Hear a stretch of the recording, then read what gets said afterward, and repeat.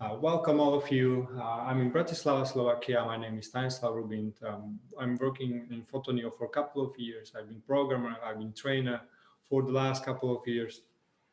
Today I will be showing you the beam picking studio, and I'm going to tell you a little bit more about the theory, what are the problems, common problems with beam picking, why we do a beam picking, where you can use it in industry, or what are the pitfalls, how we solve it, and most important thing, I'm going to show you our beam picking studio. The studio intended for not programmers, it is intended for engineers without the programming knowledge. So you will see, you just click, set up everything, do a configuration. But more of that a little bit late. Take a look at this picture.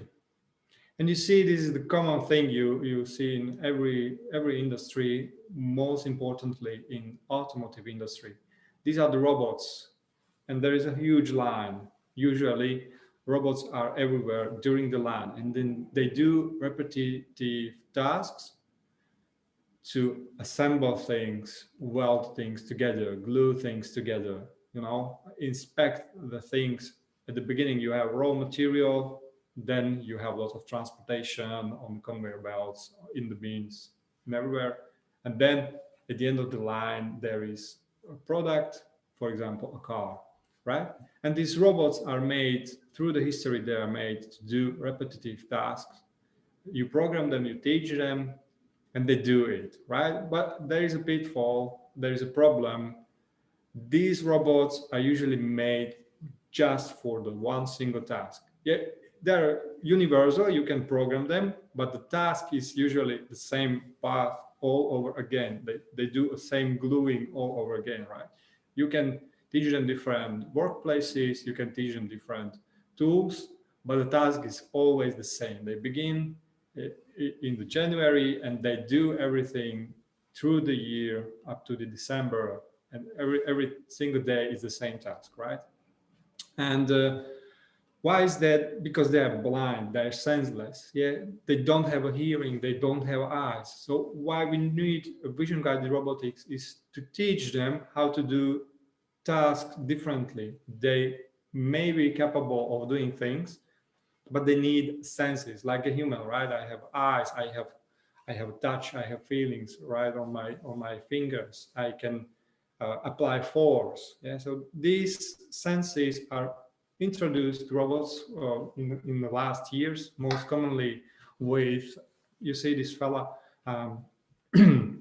with robots which should interact with human, right? And we see industrial cameras for quite some time yet.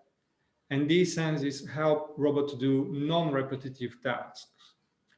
And there's a lot of applications to it. It's e-commerce, depolitization, trajectory correction, the most common one, I guess, machine loading, machine tending as well, packaging, sorting, quality and inspection. Yeah, these are all tasks which require some vision to them. And with the vision, there is a whole new problem to the task. And you see on the picture on the right, the problem is summarized. The robots usually have good repeatability and bad accuracy, right? So when you teach them a path, you usually do it with the way you enter your teach pendant, navigate robot to the exact position, and hit the safe position. So like I would do it, right? I have a teach pendant, I will navigate robot to certain position, then hit the save, the path is saved, and the robot will always go to this place, right? But in vision guided robotics, we don't have this situation. We have situation where our system or any system will tell robot where to go. And in this case, the accuracy or mostly inaccuracy of robot will float up, and we see some problems, right? We will solve these problems in Beam Picking Studio. Remember that. Why beam picking? Yeah, the beam picking through the last years is considered to be a holy grail. inside, right? Because this is very common task which human can do pretty easily, right? They say with the finger in the nose, you just need one hand to load any kind of machine, and you see this in every factory. There's a lot of beings, a lot of operators doing the same stuff all over again. And why? Because they have eyes and maybe they have touch feelings in their hands, and that's it. That's everything you need. You don't need a lot of brain to pick one thing and put it somewhere into the machine, right? This task is easy for us. We see it as easy, but with robot, it's a little bit tricky. It's a difficult problem you will address. That's why beam picking is considered the holy grail. And who solves the beam picking is usually enabled to solve all other problems which are present within the vision guided robotics. Talking about the beam picking, we see different scenarios. Yeah, we have different beams in different organizations, and from this picture is really easy to see. On the left, there is a packaging which enables you to remember position. You just need to correct your trajectory maybe for the beam, and that's it. You see all these connectors, there are connectors. All these connectors are in a grid pattern, so they can be picked easily. But looking at the middle picture or the right picture, these are semi-structured or random bins or parts in the bins. And this is the problem for robot, because if they are stacked on some level, they will usually fall to the side, and you need some kind of guidance. With the semi-structured, with the random is more different story, because the orientation of the part is also always different, right? And you will see a problem how to pick it, because I don't know its orientation. When you take a picture with two-dimensional camera, you will have huge problems. Yeah, definitely. At least in the next couple of years, you will not be able to do it with just two-dimensional images. So that's why it's difficult. We begin to approach it, and there are some ways how to do it, because the beam picking is not something which arises in this year, right? Some companies already did beam picking, but it will require a huge set of skill set. You need all of your guys to understand not only programming, but also robotics, math, physics, and all other things necessary for integration. And to be honest, we see some customers, they did beam picking with common tools, yeah, like OpenCV, let's say. I don't want to promote any brand, but imagine OpenCV. They take a camera, two-dimensional or three-dimensional. They did the beam picking, but they spent so much human work on it. They don't want to persuade this path. They want to use our beam picking because it's easy. You will see today. It's very easy. You just click a couple of times and you have a working solution. That's what's different. What you need to do in the studio is only a couple of things. You need to upload some CAD files, and you need some configuration.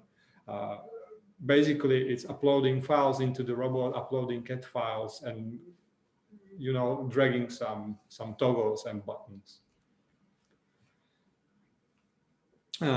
Talking about our solution is as an extension to robot like you are used to with, let's say, two-dimensional cameras. You can imagine you put two-dimensional camera on your system, and it's just communicating things into the robot. Some companies use different approach. We use this one. We extend robot capabilities while sending him commands which robot can do. Usually it do, but the logic is in the robot, and there is usually master PLC and everything. And with this setup, you are always the master, and you can execute any time what you wish to execute, and that gives you a huge control over the whole beam picking scenario. right? So imagine this is just another vision system. You put to robot, you communicate with vision system, you receive some data and you will execute the data. We are not going to control your robotic arm. We support a lot of them and we are not controlling them directly. We will calculate, compute everything beforehand, then send it to robot so robot can execute it. There's a short video, short presentation from one of our customers, and I'm going to play it.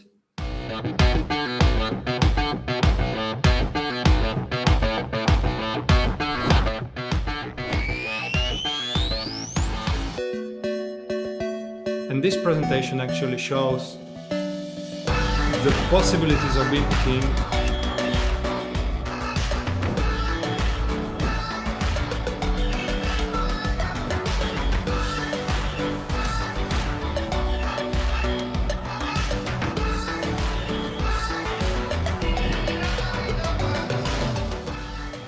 But what you can also see is a huge performance because there are shiny parts. There is a lot of them, I mean hundreds, visible at the time. They're really shiny, chromium finish, right? All randomly placed. The scanner is 4 meters above them. It's a huge distance. There is virtually no other, there is virtually no other obstacles in light. So it's placed in the common ground with people working around it, right? And it's picking in 5 to 6 seconds of cycle time. And to be honest, literally, the cycle time could be lower, but then the robot starts to be slow. So the system is performing very well. You just saw it, right? And there is other video I want to show you. It's a different approach. We use it for trajectory correction. There is small talk about it. I'm going to play it. It's very interesting application. You will see.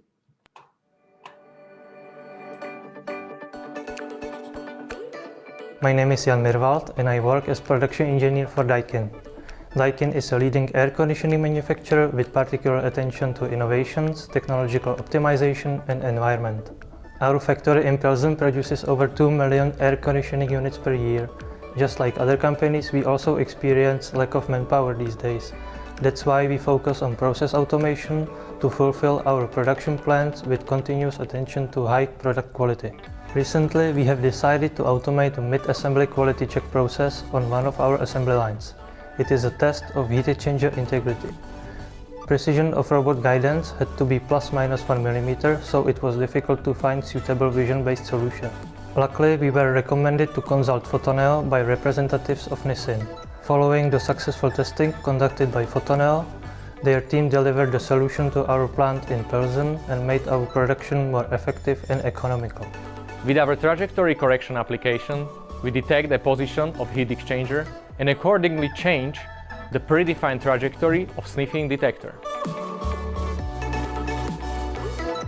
Daikin provided an input in the form of program trajectories per each type of heat exchanger, and Photoneo team implemented it into adjustable program communicating with UR5 robot that Daikin chose for this application. The heat exchanger, first pressurized with helium, comes to a leak detection cell on a conveyor belt placed randomly. In the cell, Foxy 3D scanner scans the object. The scan serves to navigate the sniffing detector very precisely and carefully along a complex and fragile surface of the heat exchanger without damaging it. The whole solution is demanding in terms of working with the glossy aluminum surfaces, configuration, scanner preciseness and localization algorithms. Moreover, the component geometry of particular pieces on the conveyor belt is often not identical, so robust logic has to be implemented to reflect this. The manipulation of the robotic arm with the detector as a tool has to be very gentle and precise due to formability of the thin metal material the parts are made of. Last but not least, the solution is deployed in a production line with a variable production plan, which means there are several types of heat exchangers subject to quality check, not just one.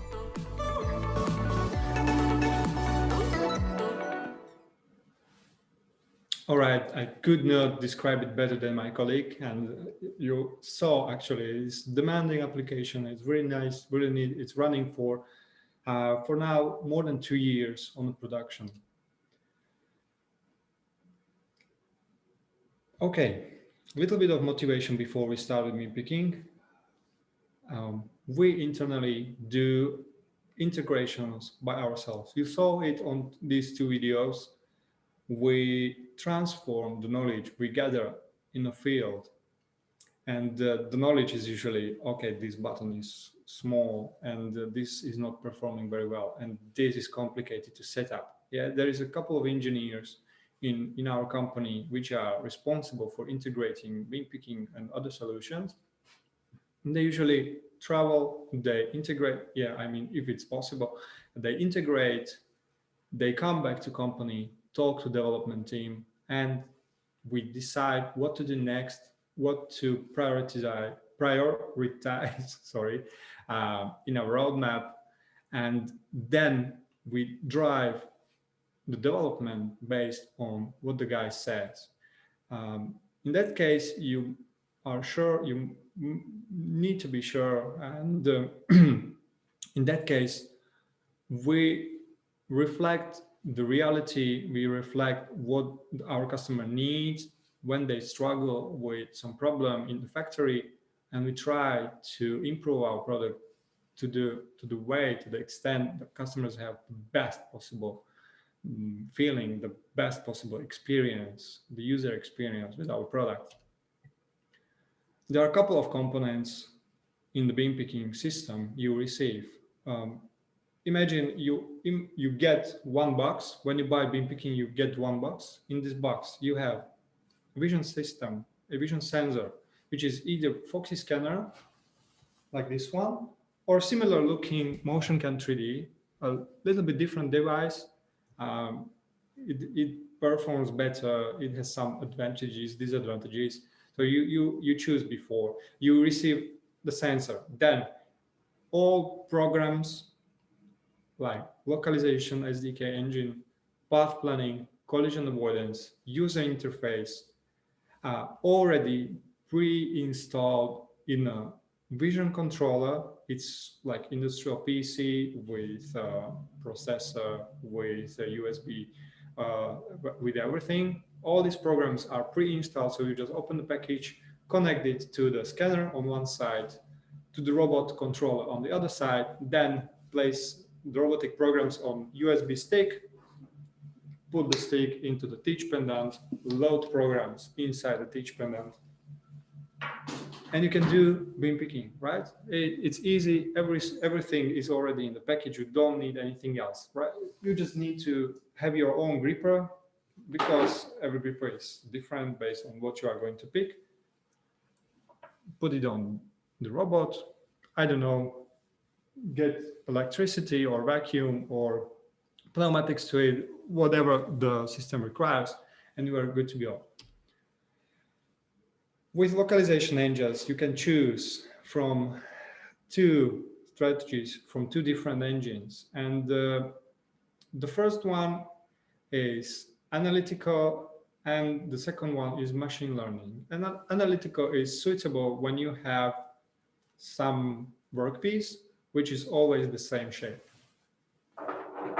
And by the same shape, I mean, you see, the same workpiece is being loaded into the machine. Usually you have a CAD file to it. If you don't have, you can create it with 3D meshing, more on that later. And you pick always the same workpiece. Then you have a different problem. You can imagine you have packages, or you can have food is usually, we have projects with, for you to understand, fish, we picked fish, we picked apples and oranges. You know, the fruit is always similar, but the shape is changing. They're bigger, smaller. You see the fish, they may have some deformities to it. And in that case, you cannot use CAD file because the CAD file never matches. But we have a machine learning, deep learning algorithm, which is suitable for such cases. We call it AnyPick, and you can pick objects without the CID file with this algorithm, right? So you can choose from two of these. In order to create your solutions, we offer you both. In the system, there is path planning and collision avoidance. Very important part, very important when you do a beam picking. And to imagine, I have just for the presentation pretty shallow beam, but you can have a system and it will require beam with 1 meter of depth, right? And to navigate inside the beam, inside such huge beam, you definitely need path planning and collision avoidance. You can have some obstacles in the process which you don't want to damage. And if you are computing always new different path each time, you will face these problems, right? And you definitely need to have path planning and collision avoidance. In beam picking, we have pre-configured setup. You just tweak some parameters and you can use this collision avoidance yourself in a matter of minutes. There is a short animation, and you see we have selectable path planning, and we do also path planning with a sensor attached to robot. We consider robot being everything in the scenery to be a collision object, so the robot will not scratch anything during the picking. But you may face more problematic systems when you need to literally avoid some path. And you can see the path of this robot is like a living thing. It's always different because it is planned by some vision system. Robot is always doing some movement. And for me, it's a little bit frightening because it resembles the movement of the robot. Yet the machine suddenly looks more like a human, because a human would take a turn like this. You see, when you go to a factory, you see robot doing this scratchy movement, twitchy things, but suddenly with path planning, robot is avoiding things and the movement is smooth, is good for joints of the robot and everything, right? For me, it's a little bit creepy, it's a little bit frightening because the robots are looking more and more like humans, even in the factory, not just for the shows. All right, and enough chit chat. I'm going to stop sharing the presentation, switch to a beam picking studio, and you will see what I'm going to do.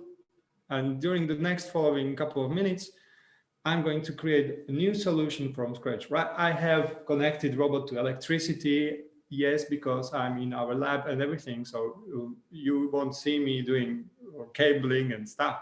But with the beam picking system, with configuration, I will be doing everything from scratch. And you see, it takes only just a couple of minutes to do everything from nothing to a working solution. I'm not going to say perfect, but it's going to be working in half an hour. For that case, I'm going to create a new one. You see a list of solutions I already have predefined. So one system can bear multiple solutions, and each solution, each project can have up to 4 different work pieces in it. It's combination of a lot of stuff. For now, I'm going to create a new one. So it will appear here, create new. If I don't want to create new, I can import, duplicate some other solution from different vision controllers. So the possibility is extended. You can clone your own projects and so on and so on. Right, today is, correct me if I'm wrong, training and descriptive name and maybe some description, right? Just to name our solution, it's training 25th of February, and that's it. That's what we need for description.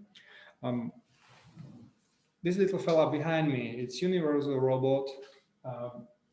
Specifically, it's UR5 E series. What I'm going to do, instead of scrolling through all these robots we support. You see, it's a huge pile of models of different brands we support. It's more than 180 to this day. If I remember correctly, more robots are added each day. But I'm going to select Universal Robot and hit search UR5, and it's E series, right? And that's it. All the models, CAD files, everything is loaded on the background. What I did beforehand is I uploaded robot program from the USB, just like this, into the robot. You won't see it anyway on the camera, but it's there. There is a robotic program able to communicate with the beam picking, right? This is it. All you need to do. Moving to a gripper part, if I open up this page, I have all these grippers available. These are grippers which were used in previous projects. To show you how you do it, I'm going to create a new one. It will be vacuum cup 25th of February. And what I'm going to do is open up CAD file, hit the save. In next seconds, there is collision model generated on the background, and you can also examine your CAD file. You see it in here. It's definitely just a piece of aluminum tube on the flange with suction cup at the end of it, connected to a hose. It's nothing special. You can upload your own design of gripper the way I did just now. What else? I need to set up a TCP, right? This tool center point, it will be a tool, it will be a point. For the screwdriver, it's the end of the screwdriver, right? For the vacuum cup, it will be the end of the suction cup. And with the help of visualizer, it's very easy. I just drag this dot over here. Yeah, somewhere over here. Maybe a little bit closer, right? There is a different approach to it. What you can do is to calibrate. Some of you are robotics. You can calibrate your TCP within the robot, within the pitch pendant. Then open up the calibration, as I am going to do right now, and read the values. X, Y is 0 because it's centered to a flange, but Z position is actually 184. Yeah, this is the Z position, and I can do it both ways. If I know the exact value, I can read it from teach pendant from the CAD file. If I don't know, I will just drag and drop, move this little circle. Interesting thing to a section cap is that with rotation, it doesn't change much. I mean, the functionality doesn't change. And what we can do is also enable that symmetry inside the beam picking studio. With this small checkbox, I will select the proper axis of symmetry, right? And you will see it immediately in the visualizer. And you can also see, okay, I will be using all these rotations during the beam picking. It's good to increase the numbers of, there are like virtual TCPs. And hit the save, don't forget to do it. And I can continue. I need not to forget to select the correct gripper. You maybe already realized, but I will pinpoint it out. It's a web interface. So what I can do is to open up a new tab. I don't need to close this configuration. I can open up new tab. I can even open up new different solution to check what I did in there and continue on the work. So you can have 4 tabs. Some of you maybe use 20 tabs, whatever. You can use them because this is definitely some advantage of web interface. You can copy paste things from different projects if you wish. I remember, okay, I use this gripper inside that project. but I want to have this other part, and you can just copy paste them. What I need to do is actually vacuum cut 25 2. I will select it. This little green checkbox become green instead of the gray color. And I'm going to use this one. Yeah, I just created it from scratch. For the picked object, you see it's plastic T-fitting, ordinary thing. More, you can buy it in the warehouse, anywhere. I'm going to pick these things from the bin. So what is it? It's T-fitting. Maybe put into the description it's plastic, right? And with CID file, also open up, hit the save. On the background, it is saving into the project, generating volumetric model for collision avoidance. It's successfully generated. I can examine it. Okay, this is the model I just created. I just uploaded, right? It matches the reality pretty well. So I'm good to go with it. Hit the save at the end of the page, don't forget. And I can continue, right? Continue to gripping points on my workpiece. And remember, I said we can have up to 4 workpieces, and each workpiece can have many and many gripping points, because sometimes you have different ways how to pick one simple object, and you can define all of them. For me, right now, I will select the T-fitting. It will be unique ID number 1, okay? Yeah, you can use this ID inside the robotic program. So at the end of the bin picking, you know how you are holding your workpiece. Hit the add new gripping point, and with help of the visualizer, I can easily set up gripping. And you see, I will rotate it for minus 90 or maybe 90. And also, I'm not going to pick it from the flange, or what is it, this opening, while I'm going to move it a little bit closer to the center and a little bit further away. I mean, position should be somewhere over here, like 15 millimeters, or maybe 2 millimeters further away. We will see how it behaves. I made it on purpose not to touch the object, because if I run it the first time, I don't want it to go straight into it. If there is a space, what happens? I will not pick it. No problem, no biggie. I know that I need to move it 2 millimeters more. But if I put it too further away, I can literally damage my vacuum. So I left a small opening on the purpose. I hope you can see it. Just to be sure, when I first run it, I will not damage the gripper or the part or anything.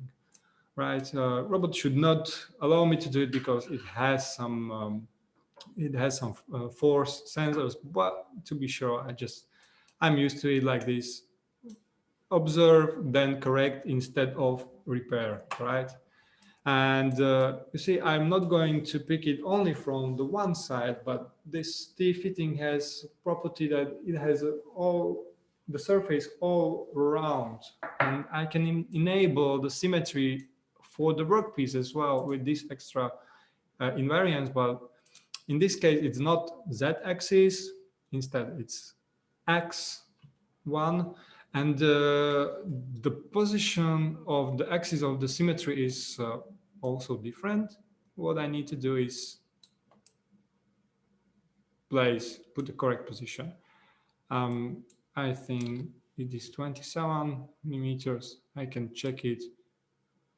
What I can do is to measure it in my CAD file, but I think it will be enough for the sake of demonstration. And for you guys, there is a visualization also. You can imagine, okay, I will do all these different positions.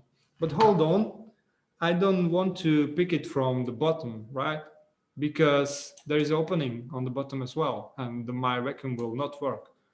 In that case, I will set up upper limit. Oh, too much. It's just 180. And suddenly I have just 8 different points around the top edge. And this is what I wanted to do. Easy setup, very easy. I just used a couple of sliders and I set up upper limit to it. Double check my visualization. It's okay, it's correct in every position. There is small gap I left on purpose. Hit the save and I can continue. Right, very easy. Once I have my two center point and my gripping points available, I need to think about the path I'm going to create. And you can imagine I have a workpiece somewhere in the bin and I have robot starting somewhere from starting position. You see in this table, I have starting position, I will have grasping position, and I will go to the end position somewhere in the space again. And from end, there is just a couple of move J commands to put it into the machine, go to the start position, do a beam picking all over again to the machine, and so on and so on. So remember, start position is predefined. You set it up for you, like I did, just like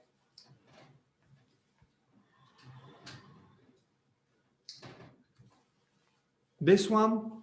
It will be my start, very similar, and will be the same because I will end up in this position again.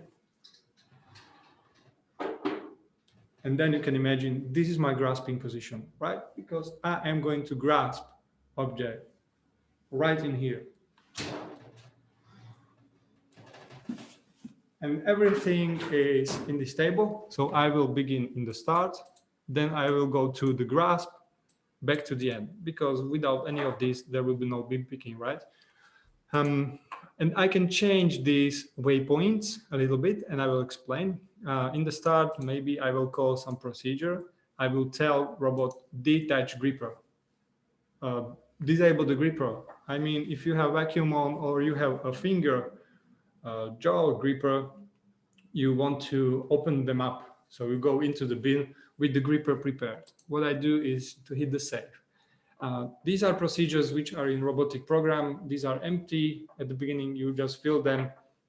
Digital output 1 to high during detach. Digital output 1 to low during the attach procedure. You got the point. It's easy. Depending on the situation, you have a communication with your interface and everything. You will just put it into robot. On the empty routine, there is a place to it. Very easy. I'll hit the save. Then we have a grasp. Definitely, I want to call attach procedure during the grasp. Hit the save. In the end, we will go to the end position. I don't want to call any procedure because I will release the workpiece in the machine, right? So I'm not going to call any procedure. Before I pick an object, I will have an approach, and there is a new calculated waypoint. And how we calculate it, we know the orientation of the part in our scene, and it's facing somewhere with its own coordinate system. And if we want to pick it, imagine you want to pick it from in the middle with concentric gripper, like put inside your fingers and open it up. Yeah, some objects like huge rings are usually picked from the middle. You open up the gripper, hold it, put it somewhere. And definitely in that case, you need to go straight into it along the axis, right? We know that axis because it's found gripping point, and we can create an offset. Some of the robotic guys are familiar with offsets. Go not into the center of it, but slightly upwards. In my case, 20 millimeters. So I'll finish not here, but I just created waypoint which is 20 millimeters apart from it, 20 millimeters distant to my gripping position. And what I'm going to do in this waypoint is to also enable vacuum. Why? Because if I touch my workpiece with a piece of rubber, at the end of the gripper, I can move it and the position will be changed because it's pretty lightweight.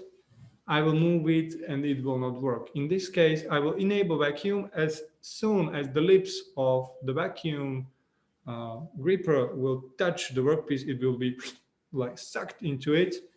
If you have experience with them, you know what I'm talking about. Then I will proceed to apply a little bit of like a force to be sure that I sucked it correctly and I attach it. Right, hit the save, continue. So I'm going from start, approach, grasp, then I will have this D approach waypoint. And you can think of it like retrieve. And it's good way to retrieve things from the bin directly upwards, not go any complicated path. But if I set up the waypoint that it will go directly upwards, I will save some computation time for the beam picking, and I can use it as a bonus to my cyclotron, right? And each second is crucial in every factory, so I want to make it easy for path planner. What I'm going to do is I will use robot coordinate system, which is usually in the base of the robot, and usually the Z is pointing upwards. The Z direction is upwards. And what I'm going to tell is that my waypoint is offsetted from the grasping waypoint in the bottom of the beam for, let's say, 15 centimeters. So it will go 15 centimeters directly upwards with linear trajectory. Hit the save, and that's it. This is how I set it up my picking path stages, my trajectory. Every trajectory will have these common waypoints. Between these waypoints, there is a path planner. Right? We'll be talking about path planning in a couple of minutes. This is like a blueprint for our trajectory. It has 5 different waypoints: start, approach, grasp, the approach, end. Before we continue to the collision avoidance, we will set up a vision system. And the vision system is some kind of binding of scanner, because you can have multiple scanners on one cell. You can have multiple calibrations, and by calibrations I mean different scanner positions in one project. You can have different parts.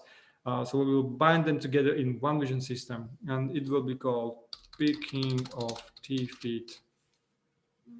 In my case, it will have unique ID. You will call this ID from robotic program. Now I want to pick number 1, and it will be plastic T-fitting. When you have multiple parts, you will create new vision systems. You can have up to 4, and you will call, now I want to pick number 2. And the system already knows I will need to use this scanner on this position using this localization, and will tell you trajectory, so you don't need to do anything else inside robotic program. Scanner ID, what I'm going to use is this one. This is the scanner ID I have on the network. How I know? Because I take a look on my scanner, right? It's scanner Foxy 3D scanner size M, medium one. It's like this big. This black little fella in here. It is mounted not on the robotic flange, but on the robotic cell, and I'm going to pick T-fitting with it. What else I need to do is to set up localization profile. I'm going to create one right now. I sense that it will be some problem, and you will see the beam picking will tell me what is the problem. Yeah, I cannot create it or edit localization profile while deployment is running. I see I am running one project right now.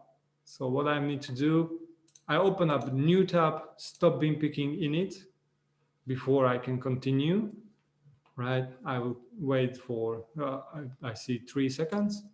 Going back to vision system, because it's another tab, I don't need to do anything else. Create new localization profile. And now it is loading the localization configuration environment.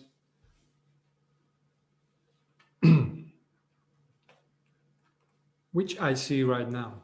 Yeah, and there are a couple of parameters to it and a couple of advanced settings to it. out of the box, it usually behaves pretty good. So I'm going to not touch anything. I'm going to run it out of the box and see what is happening in here. I hope you can see it. There is a small, okay, I'm going to zoom it for you to see it better. Right. So these are my 2 bins. There are a couple of parts in each bin and it behaves almost perfectly. You can see all these parts are already in there. I will change the color of the point cloud so you can see it better. Right, maybe decrease the point size. This is the point cloud which came from a FoxEM scanner, and these CAD files are all the pieces I just found. What I can do, because in my setup, I'm going to take pieces from one bin, put them into another bin just for the sake of presentation. I'm going to set up a bounding box, which is just region of interest you can create for your localization profile for the vision system. I will just put it into the correct place with rotating it a little bit, move it to to the correct place and change its shape a little bit as well. So it will cover just the area of the one bin. Yeah, and nothing else.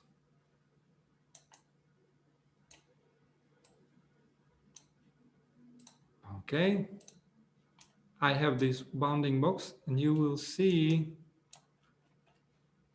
when I do a new localization, start, up, voila, no parts in the other box.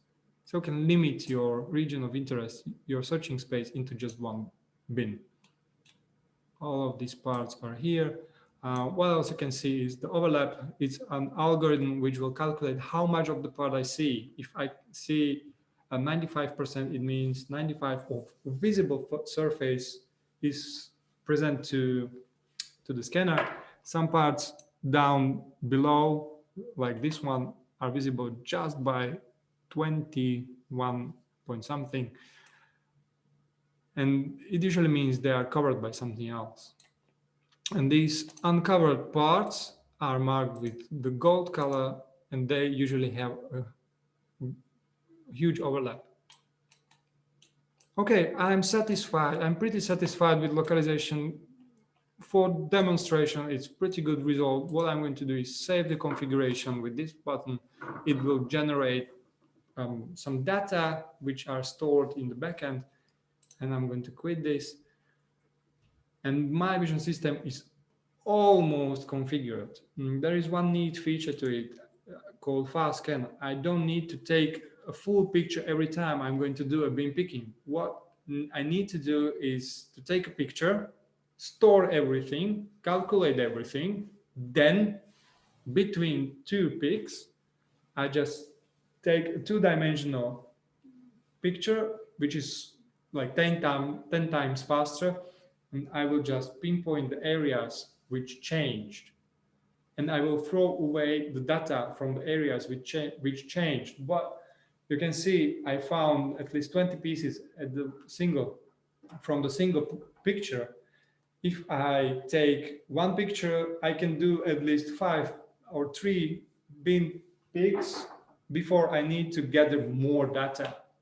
And in this case, with FastScan, I will just double check my scenery. Nothing changed except this one, and maybe some pieces fail.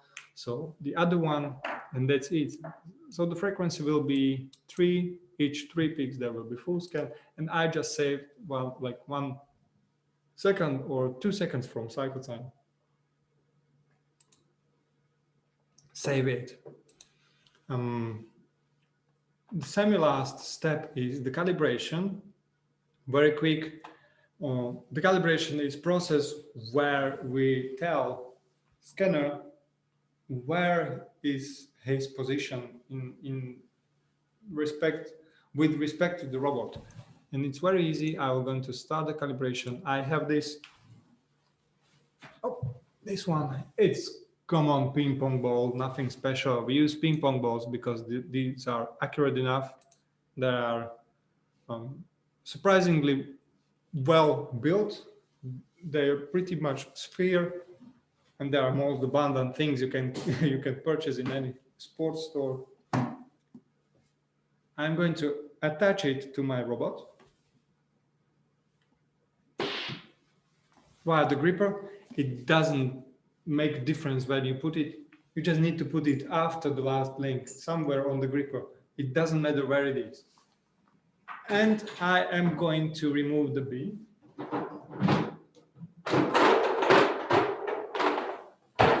Because I'm going to calibrate it within the space where the beam picking is going to happen to achieve the best possible accuracy. And why is that? Remember the slide with those 4 targets where I was talking about the bad absolute accuracy?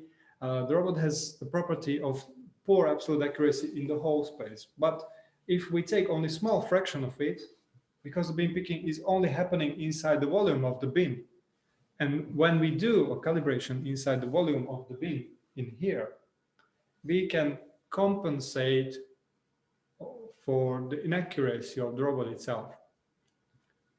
And that way we can achieve like 2 or 3 times better absolute accuracy inside this volume.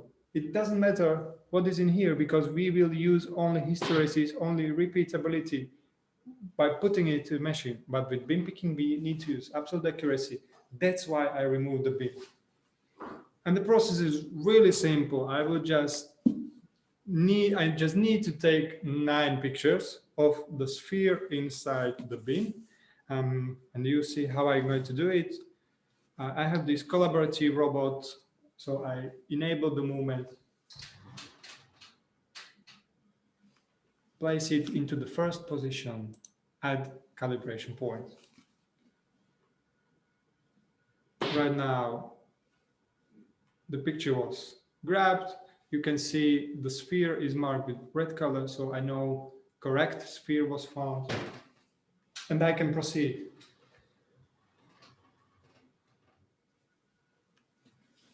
I will scan different positions.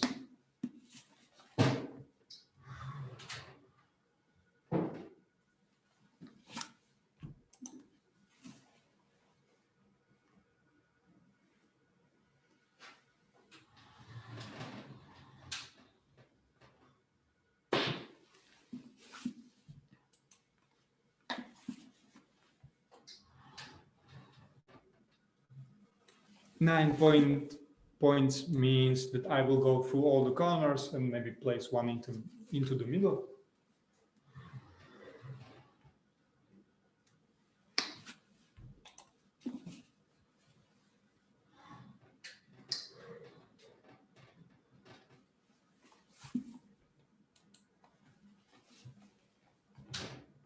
Nope, I was too strong.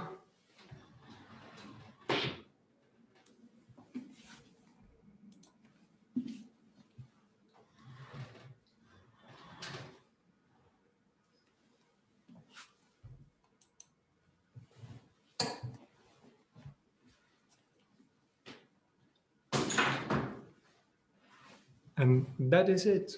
My calibration is done. There is a calibration matrix. I can read the distance X, Y, Z of the scanner. Unimportant for you. The important number is in here. Calibration accuracy. It's 1 sigma from all these points.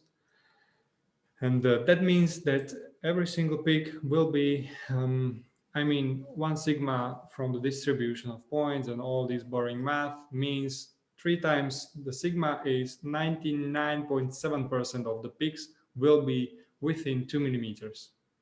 3 times the 0.7 millimeter is 2.1 millimeters, and 99.7 peaks will be within 2 millimeters, which is actually pretty good because these robots are not made to be accurate in terms of absolute accuracy. It's a good number, believe me.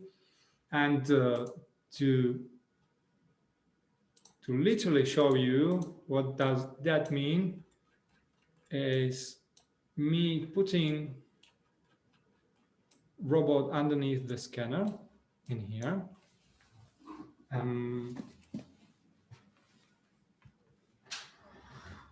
I can drop my sphere now.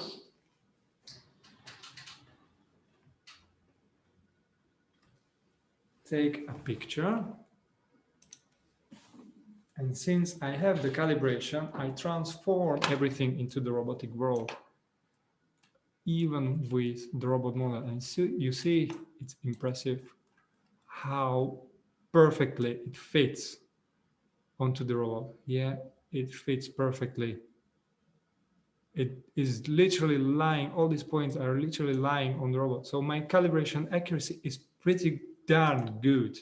Even the screws are in there, right? You see the screws, everything. And now I know that these are not just the numbers. This is the accuracy I can believe. Yeah, there is small floating, I mean, in here, and yeah, what is it? Like below 1 millimeter. But it's plenty. It's really something I can work with, right? So I verified my accuracy, and I can finish and save the result. And the last step after I've done my calibration is to create an environment for the robot to navigate in. Yes. And with that, I'm going to put back my bin. Sorry for the loud noise.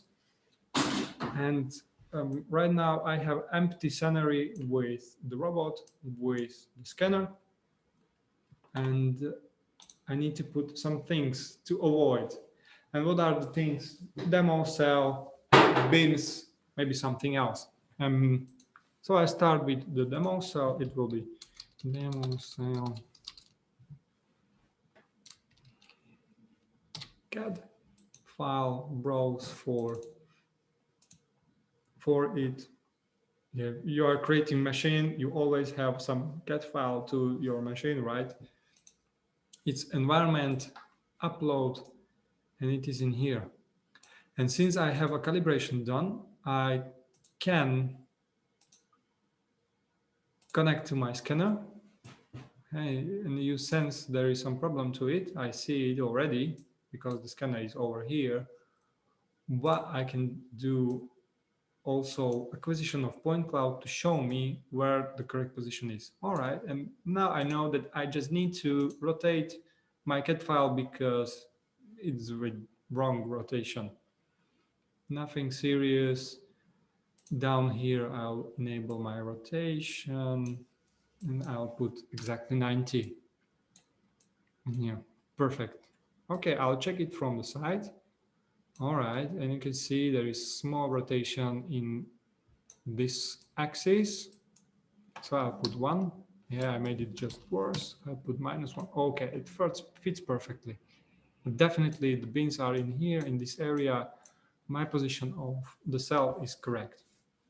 And in this tree structure, what I can do is to add a child object. It will be also the CAD file. This will be bin on what's left.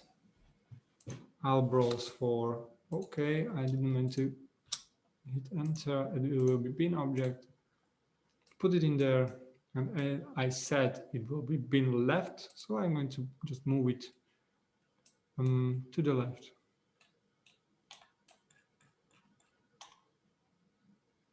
Okay, there is marker. Oh, sorry, I did wrong. I hit the wrong marker. I need to move it.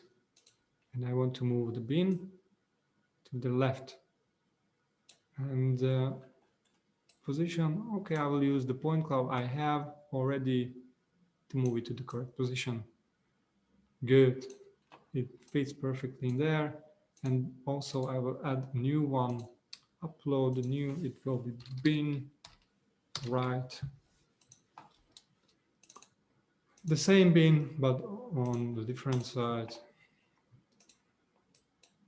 And it is already in the place. Maybe I'll just correct its position for a couple of millimeters. Okay, and that's it. And that's my scene. Basically, this is what is presented in my scene. Also, you can see there is a wall. There is a wall behind me. I don't want to scratch the wall with the robot. Right now, the robot doesn't see the wall. And I have two options. Either I can, what I'm going to do is the save it before I move to another page. I can set up joint limits for the robot so it will not go to the wall, but better approach maybe there is to create something out of the like this box. I'm going to resize it because it is just over here. And you see the name, it's virtual collision object in here, and it will serve just for the robot. With this object, I am telling him not go into the red area, right? Now I will be safe that the robot will not go into the wall. Maybe I'll just add a couple of centimeters to be sure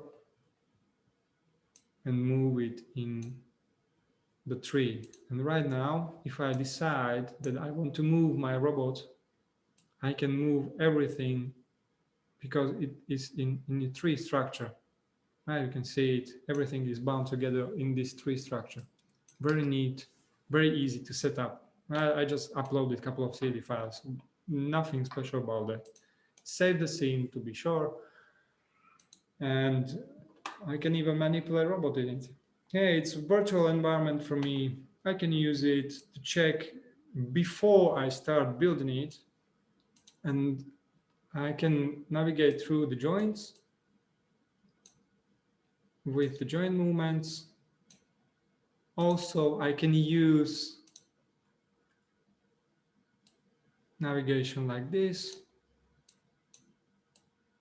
to see if I can reach into the bin.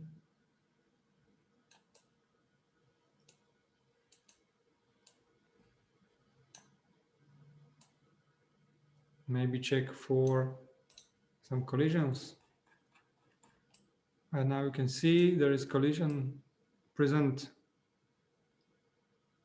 And it will always highlight what's in the collision. Very easy to check your environment beforehand. I'm satisfied. I don't know if you are guys satisfied, but I definitely am. And I'm eager to show you how it performs. And you already see all these green checkboxes are green, and I can go to deployment. I can start the project. Keep that in mind. I just made some numbers. I just made it from my head, and I left the gap and everything. So it may be not perfect, but it's a working solution in how much? In 35 minutes? Or you consider if it is working or not. In that case, I have started my project. I'm going to start my program. Navigate robot to home position. And start it. I'll move the speed down to 50% only. And show you also the visualization in here. Mark the point cloud with black color. So you can actually see the colors in here. Okay, and now I have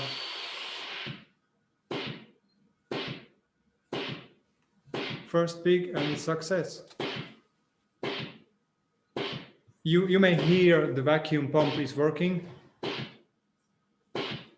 There was a fast scan, and we continue. And we already have pre-computed all these green parts are pre-computed with their own trajectory, which you can examine. And this is what the trajectory will look like for this one.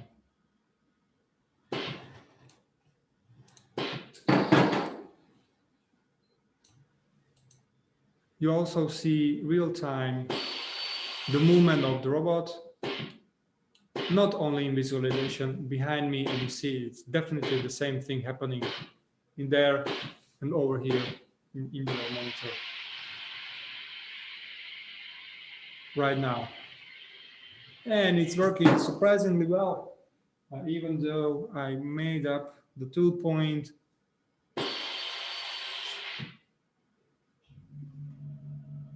Cool.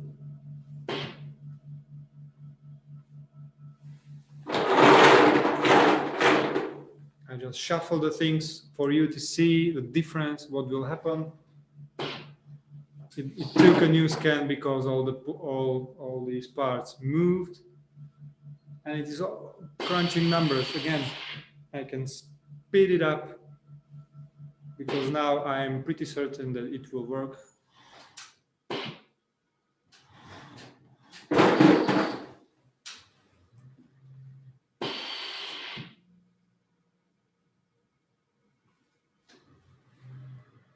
How great is that? Cool. Okay. From my side, this is the Beam Picking Studio. I did a lot of chit chat, jibber jabber during what I just presented to you, and it only took half an hour to set up it from nothing to working solution, right? Going switch to back to the presentation for a brief moment.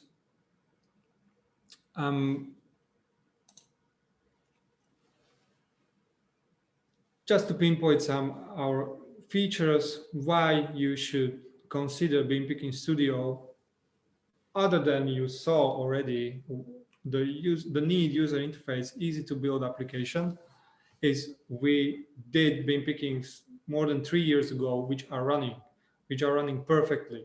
We have the fastest 3D camera at half megapixel resolution, and the fastest, I mean, it can do like 40 pictures per second. 3-dimensional pictures. They are not pictures, they are actually point clouds, but you see my point. We have a lot of experience with integration, not just development. With the integration, we have user interface, which is awesome, we have also different approaches in localization. I mean, the machine deep learning algorithms, which are working very well. We have one huge project, 8 different beam pickings are picking parcels. I mean, the boxes made of cardboard with success rate 99.8%. It's brilliant. It's very impressive success rate. All the configuration is done in virtual environment. You see a lot of visualizers, 3D manipulations, everything. So you don't need to think much about it. You just see it in the studio. And we also implemented new features which are coming. More of it, maybe hand-eye, it's already implemented. Multiple viewpoint acquisition is you take a scan from different size, combine them all together and work on this huge point cloud. And more other stuff is coming to the releases each iteration. So what to do next? What you can do is apply to Beam Picking Studio Advanced Training. You will see me or one of my colleagues doing this training, and you can learn how to do the path planning, what to configure in localization, in Scanner, because Scanner has its own settings. Sometimes it is necessary to change settings because of ambient light and everything else. Collision avoidance, it can be problematic. It has its own parameters if the situation is tricky, but we can fine tune it. We have a lot of different settings. I mean, like 100 settings, which can be tweaked. They're working out of the box, but you can tune it if you wish. Calibration, more of it, maybe a little bit more to the depth, into the math, why you want to do this, why you don't want that. etc., etc. So if you consider working with beam picking applied to advanced training, we do this regularly. We do separate trainings for companies. They have a couple of employees which want to know about beam picking. Okay, we can do separate training for a company, etc., etc., etc.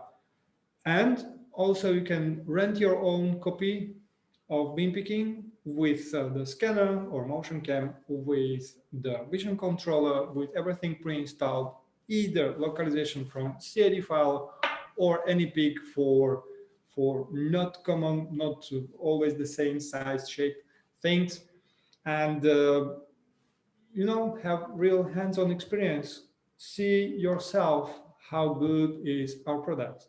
What you need to do is to write us at marketing@photoneo.com, or just go to our webpage. It's photoneo.com/contact us. There is a contact field. You have a contact form, and we responded form. I guarantee for you to get your own copy or to attend to some of our trainings. Thank you very much for your attention today. It was a pleasure to me. Hope you enjoyed, hope you learned something, and I hope I will see you again. Okay, my name is Stanislav Rubin, today from Bratislava at Photoneo. Thank you and cheers. Goodbye.